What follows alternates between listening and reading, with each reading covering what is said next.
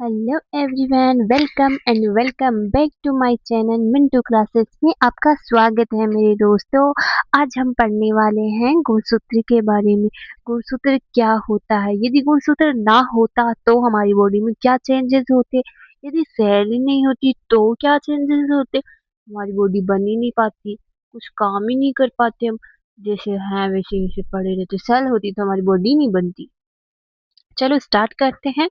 पहला हमारा पॉइंट है इंट्रोडक्शन। हम इंट्रोडक्शन में देखेंगे कि इसकी खोज किसने की थी, इसका डेफिनेशन क्या होती है। इंट्रोडक्शन में ये स्टडी करेंगे। फिर देखेंगे गुणसूत्र की संख्या क्या होती है। फिर देखेंगे next third point structure of chromosome. गुणसूत्र की जो संरचना होती है वो दिखने में कैसा होता है। गुणसूत्र अच्छा होता है या बुरा होता है, इसकी स्ट्रक्चर कैसे कॉम्प्लिकेटेड होती है, इजी होती है, वो देखेंगे। फिर फोर टाइप होता है। क्रोमोसोम कितने प्रकार के होते हैं तो बेसिस पे पढ़ेंगे हम। फिर देखेंगे गुणसूत्र की जो फंक्शन होते हैं वो क्या होते हैं। फाइनली हम देखते हैं ये अपनी बॉडी की कोई सेल है। सेल के सेंटर में क्या प्रेजेंट होता है, न्यूक्लियस प्रेजेंट होता है। न्यूक्लियस के अंदर क्या प्रेजेंट होता है, क्रोमेटिन पदार्थ बिखरे हुए होते हैं, धागे जैसी संरचनाएं होती हैं, वो होता है क्रोमेटिन पदार्थ। क्रोमेटिन पदार्थ के जो होता है क्रोमेटिन पदार्थ उस पे क्या होता है, जो गुणसूत्र हैं वो प्रेजेंट होते हैं क्रोमेटिन पदार्थ में, जो क्या होते हैं ऐसे बिखरे हुए होते हैं। लेकिन जब जो सेल डिवीजन होता है ना, तो ये अपनी व्यवस्था वो सॉरी अरेंज हो जाते हैं। किसके अकॉर्डिंग, साइज के अकॉर्डिंग अरेंज हो जाते हैं। नेक्स्ट हम देखेंगे डीएनए की जो डेफिनेशन होती है वो क्या होती है। डीएनए प्रोटीन से बनी जो धागे नुमा स्ट्रक्चर होती है उसको ही हम बोलते हैं गुणसूत्र। क्या बोलते हैं, गुणसूत्र। तो देखते हैं इसकी खोज किसने की थी। खोज की थी स्ट्रासबर्गर ने की थी, 1875 में की थी। इसको नाम किसने दिया था, वर्ल्डेयर ने 1888 में। फिर देखते हैं गुणसूत्र की जो संख्या होती है वो क्या होती है, कितनी होती है, किसमें होती है। जो एनिमल होते हैं एंड जो हाई क्लास के प्लांट्स होती हैं उनमें जो सोमेटिक सेल्स होती हैं उसमें जो सोमेटिक सेल्स होती हैं उनमें क्रोमोसोम की संख्या द्विगुण होती है। जो सेल होती है तो डिप्लॉयड होती है। लेकिन जो युग्मक होते हैं गेमेट्स, गेमेट्स कौन क्या क्या होते हैं, मेल में तो होता है स्पर्म और फीमेल में होता है ओवम। ये क्या होते हैं, हैप्लॉइड होते हैं, अगुणित होते हैं। नेक्स्ट हम देखते हैं गुणसूत्रों की आकृति कैसी होती है। गुणसूत्रों की आकृति का अध्ययन हम सेल डिवीजन की जो एनाफेज होती है उसमें करते हैं। इसमें जो क्रोमोसोम होते हैं जो वी जे एल के शेप के हो जाते हैं। जो गुणसूत्र की शेप होती है वो किस पे डिपेंड करती है, गुणसूत्र बिंदु पे डिपेंड करती है। तो जो सेंट्रोमियर होती है, गुणसूत्र बिंदु होता है, उसके बेसिस पे कितने टाइप का गुणसूत्र होता है वो देखते हैं। सबसे पहला होता है मेटा सेंटर। इसमें जो गुणसूत्र बिंदु होता है वो गुणसूत्र के बीच में प्रेजेंट होता है, जो जिसकी वजह से जो गुणसूत्र होता है कि दोनों भुजाएं जो होती हैं वो समान होती हैं। ऊपर भी सेम होगा और नीचे भी सेम भुजा की शेप होगी, सेम होगी। दूसरा होता है वो होता है सब मेटा सेंटर। इसमें क्या होता है, जो गुणसूत्र बिंदु होता है वो पहले मेटा सेंटर से बीच, मेटा सेंटर में तो बीच में होता है, इसमें बीच में ना होकर या तो थोड़ी ऊपर वाला होगा या थोड़ी नीचे वाला होगा। जो भुजा होगी वो एक साइड की थोड़ी सी बड़ी और वो एक साइड की होगी वो थोड़ी सी छोटी हो जाएगी। फिर तीसरा होता है एक्रोस सेंटर। इसमें क्या होता है, जो गुणसूत्र बिंदु होगा वो एक तो या तो एकदम एंड पॉइंट से थोड़ा ऊपर प्रेजेंट होगा, जिसकी वजह से एक लूप तो हो जाएगा, एक भुजा तो हो जाएगी सबसे लंबी, दूसरी भुजा हो जाएगी सबसे छोटी। फिर फोर्थ होता है टेलो सेंटर। टेलो सेंटर में क्या होता है, जो भुजा होता है उसके सबसे एंड पॉइंट पे क्या पाया जाएगा, गुणसूत्र बिंदु पाया जाएगा, जिससे उसकी भुजा एक पूरी लंबी हो जाएगी। फिर नेक्स्ट हम देखते हैं गुणसूत्रों का आकार क्या होता है। लेंथ, इसकी लंबाई होती है 1 माइक्रो से 20 माइक्रो और चौड़ाई होता है 0.2 माइक्रो से 3 माइक्रो। सबसे बड़ा जो गुणसूत्र होता है वो किसमें पाया जाता है? ट्रिलियम ग्रांडिफलोरम जो पौधे की सेल्स होती हैं उसमें पाया जाता है। नेक्स्ट हम देखते हैं गुणसूत्र की संरचना कैसी होती है। जैसे जैसे कि आपको डायग्राम में दिख रहा होगा, ये जो सबसे बाहर की तरफ जो लाइन से दिख रही है उसको हम बोलते हैं पेलिकल, और जो इसमें फ्लूइड भरा हुआ होता है उसको बोलते हैं हम मैट्रिक्स। जो धागे नुमा स्ट्रक्चर्स दिख रही हैं उसको बोलेंगे हम अर्धगुणसूत्र। और जो अर्धगुणसूत्र के ऊपर क्या पॉइंट से दिख रहे हैं, दो दो से दाने से उसको बोलेंगे हम क्रोमोमियर्स। जो दो गुणसूत्र की भुजाएं हैं उनको जोड़ने का काम किसका होता है? सेंट्रोमियर या फिर गुणसूत्र बिंदु का होता है, जिसको हम प्राथमिक संकीर्ण भी बोलते हैं। जो नेक्स्ट वाला गुणसूत्र होगा, सेकंड वाला, उसके उसमें भी क्या प्रेजेंट होंगे? अर्ध गुणसूत्र प्रेजेंट होंगे, उसको हम क्या बोलेंगे?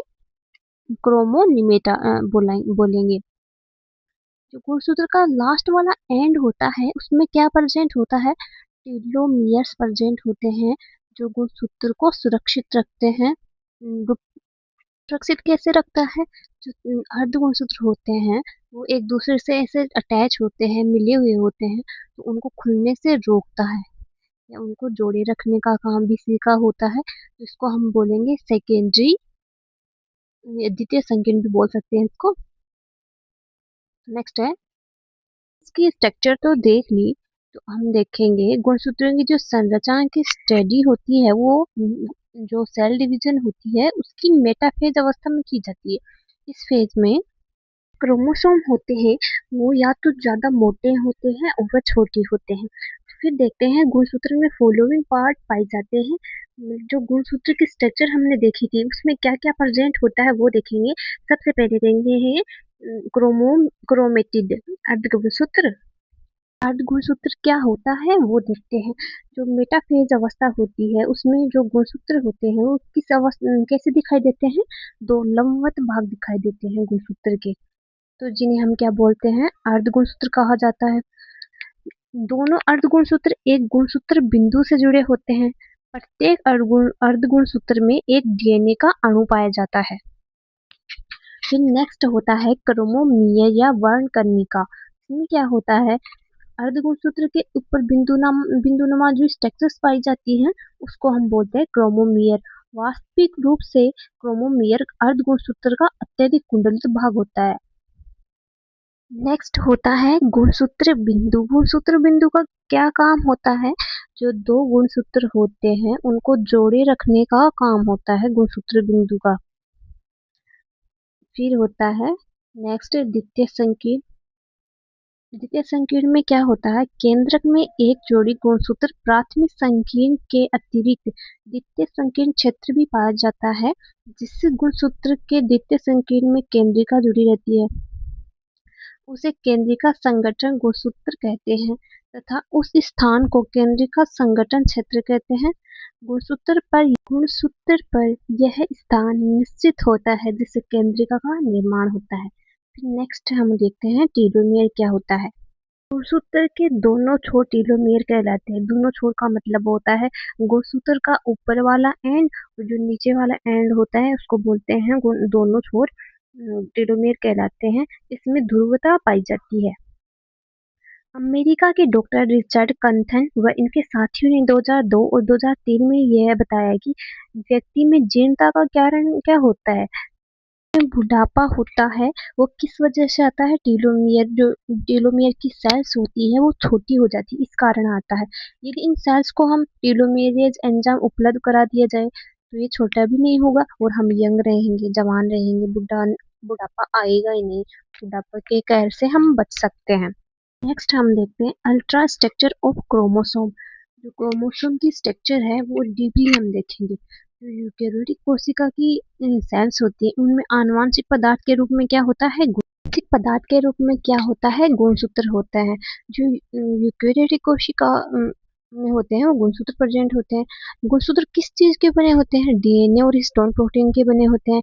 दोनों डीएनए और हिस्टोन प्रोटीन दोनों मिलकर क्या बनाते हैं? एक विशिष्ट इकाइयां बनाते हैं जिनको हम बोलते हैं न्यूक्लियोसोम। इसी को ही हम न्यूक्लियोसोम मॉडल भी बोलते हैं। न्यूक्लियोसोम मॉडल किसने दिया था? बर्ग ने और थॉमसन ने 1974 में दिया था। इस मॉडल के अनुसार हम देखते हैं जो न्यूक्लियोसोम होते हैं वो गुणसूत्रों में किसकी तरह दिखाई देते हैं? दानेदार जो माला होती है उसकी तरह दिखाई देते हैं। इसका बना होता है कोड कण व लिंकर डीएनए का बना होता है। कोड कण होते हैं उसमें क्या प्रेजेंट होता है? H2A, H2B, H3 और H4 प्रोटीन के जो दो दो अणु प्रेजेंट होते हैं, जो 8 अणु प्रेजेंट होते हैं, दो दो अणु 8 अणु प्रेजेंट होते हैं जो अष्टक बनाते हैं। इस अष्टक के चारों ओर डीएनए की एक सही 3/4 कुंडली लिपटी होती है।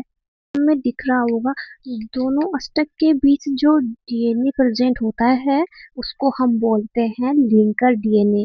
इसमें क्या प्रेजेंट होता है? H1 प्रोटीन इसी में लिंकर डीएनए में प्रेजेंट होती है। न्यूक्लियोसोम युक्त डीएनए होता है वो कुंडलित होकर एक स्ट्रक्चर बनाता है जिसको हम बोलते हैं सोलेनोइड। सोलेनोइड स्ट्रक्चर पुनः कुंडलित होकर क्या बनाती है? क्रोमेटिड का निर्माण करती है। हम देखते हैं कि सोलेनोइड में कितने न्यूक्लियोसोम मिलकर बनाते हैं? 6 न्यूक्लियोसोम मिलकर एक सोलेनोइड स्ट्रक्चर बनाते हैं। न्यूक्लियोसोम नाम किसने दिया था? न्यूक्लियोसोम को नाम किसने दिया था ये देखते हैं। आउटेड ने दिया था, 1975 में दिया था। सोलेनोइड स्ट्रक्चर होती है उसके बारे में किसने बताया था? फिंच और क्लग ने बताया था 1977 में, जिसके आधार पर उन्होंने 1982 में इन्हें नोबेल पुरस्कार भी मिला था। नेक्स्ट हम देखते हैं गुणसूत्र के कार्य क्या होते हैं। पहला कार्य देखते हैं, गुणसूत्र आनुवंशिकता के वाहक होते हैं। जो आनुवंशिक पदार्थ होते हैं, आनुवंशिक पदार्थ क्या होते हैं? डीएनए और प्रोटीन्स होते हैं, उनको एक मतलब माता पिता से उनके बच्चों में ट्रांसफर करने का काम किसका होता है? गुणसूत्र का होता है। फिर दूसरा देखते हैं, गुणसूत्रों पर उपस्थित जीन सभी जैविक क्रियाओं को नियंत्रित करते हैं। गुणसूत्र पर जीन उपस्थित होती है जो कोशिका की जो जैविक क्रियाएं होती हैं इसके द्वारा जीन के द्वारा ही कंट्रोल की जाती हैं और उन्हीं से जीव के विशिष्ट लक्षणों का निर्धारण होता है। जो नेक्स्ट देखते हैं तीसरा पॉइंट, गुणसूत्र के केंद्रिका संगठन क्षेत्र से ही किसका निर्माण होता है? केंद्रिका का निर्माण होता है। फिर फोर्थ देखते हैं, गुणसूत्रों की संरचना एवं संख्या में किसी भी प्रकार का परिवर्तन होने पर जीवों में विभिन्नताएं उत्पन्न हो जाती हैं जो जैव विकास में हेल्पफुल होती हैं। नेक्स्ट हम देखेंगे गुणसूत्र के प्रकार, वो देखेंगे हम सेकेंड वीडियो में। यदि आपको नोट्स चाहिए तो आप कमेंट करना, मैं आपको नोट्स जरूर प्रोवाइड करवाऊंगी, टेलीग्राम पे नहीं जरूर प्रोवाइड करवाऊंगी। Thanks for watching.